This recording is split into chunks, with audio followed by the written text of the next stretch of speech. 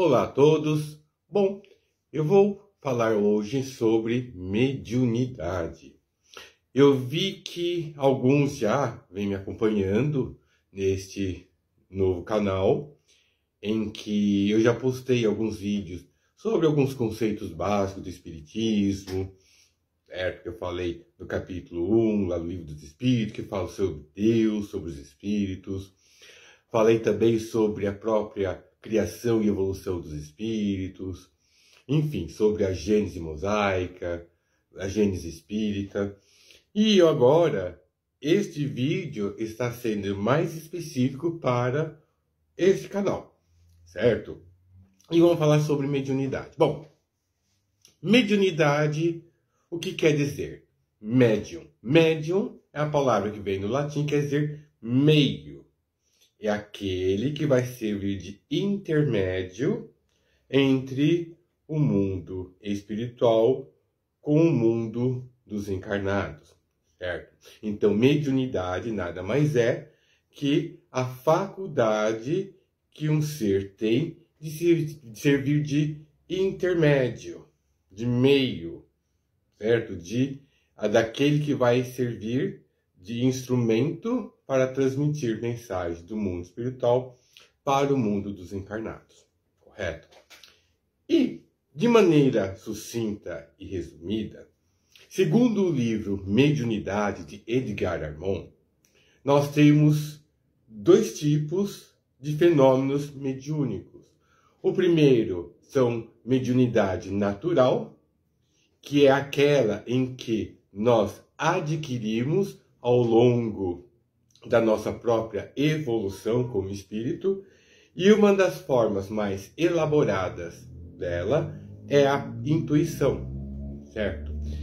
E nós temos a mediunidade de prova. Essa já é aquela em que nós temos como se fosse um empréstimo, um acréscimo da própria misericórdia divina para nos ajudar a melhorarmos como seres humanos, como espíritos humanos, e ao mesmo tempo servirmos de instrumentos, sermos úteis ao mundo espiritual para poder levar a luz a mais pessoas. Essas mediunidades de prova são aquelas em que temos maiores fenômenos, chamadas fenomênicas também, que são a incorporação, ou psicofonia, psicografia, pintura mediúnica, enfim.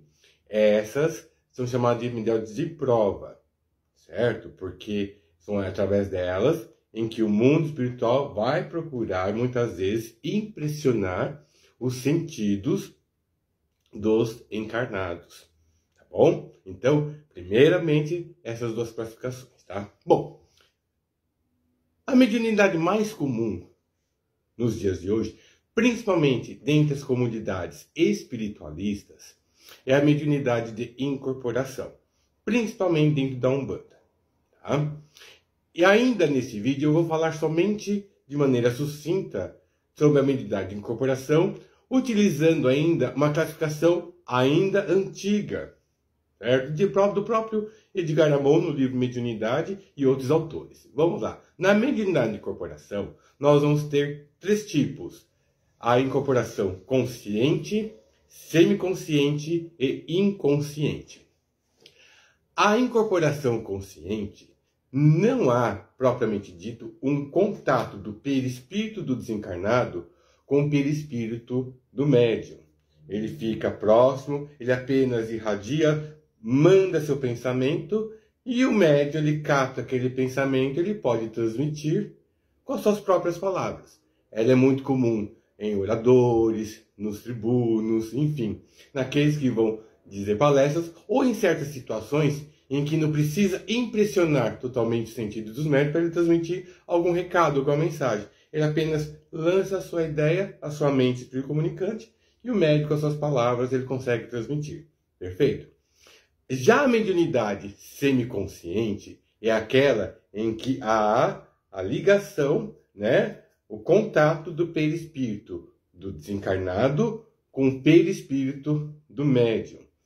E aí sim, já há uma maior influência, maior ação do espírito comunicante sobre o médium, podendo inclusive haver modificações de voz, de feições, o espírito comunicante tem um maior controle, porque nesse caso há um certo pré-desdobramento, um certo afrouxamento da ligação do perispírito do médium em seu corpo físico. Então, o médium ele fica semi-adormecido.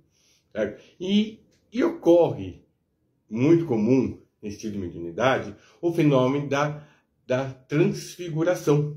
Certo? A transfiguração quando muda as feições, as vozes, e isso é muito comum dentro do meio umbandista. Bom?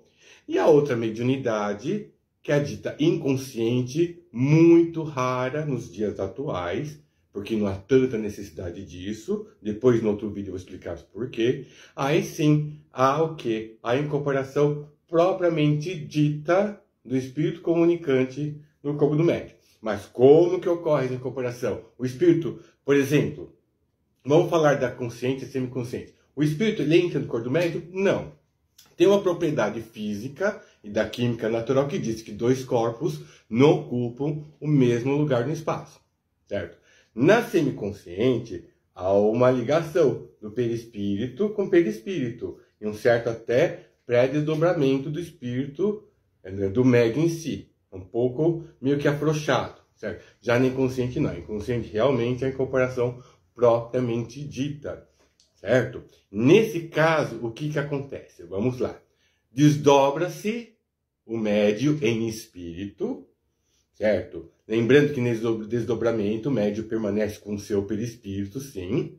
Junto ao corpo do médium, ainda fica ligado, preso, o duplo etérico.